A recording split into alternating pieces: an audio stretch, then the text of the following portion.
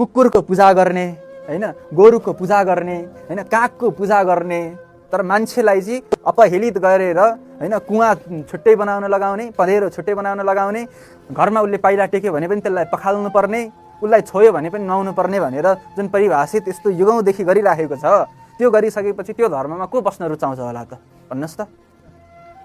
यत्रो समयदेखि भारतमा भीमराव अम्बेडकरजीले त्यत्रो वर्ष लड्नुभयो, केका लागि लड्नुभयो त भन्दाखेरि हैन धेरै पागलका जमातहरू छन् यहाँ, जुन जमातले मान्छेलाई मान्छेको जस्तो आचरण गर्दैन, मान्छेलाई मान्छे गन्दैन, अनि मान्छेलाई मान्छे नगन्दाखेरि अनि पशुलाई भगवान बनाएर पूजा गर्ने समाजले चाहिँ मान्छेलाई मान्छे नगन्नु, त्यो कुन लेभलको अपराध हो भन्नुहोस् त।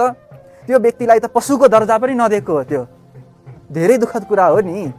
यहाँ एउटा कुकुरलाई माला लगाएर पूजा गरिरहेको छ, उसलाई भोजन खुवाइरहेको छ, अर्कोलाई हेला गरेर लात हानेर पठाइरहेको छ, त्यही समयमा कुन लेभलको अपराध हो त यो।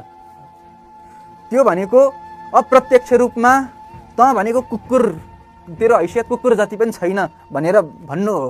अनि यस्तो अपराध हुने अनि उनीहरूको धर्म सक्यो। त्यस्तो धर्म सकिन्छ भने पनि सकियोस्, केही फरक पर्दैन त्यस्तो व्यक्तिहरूको।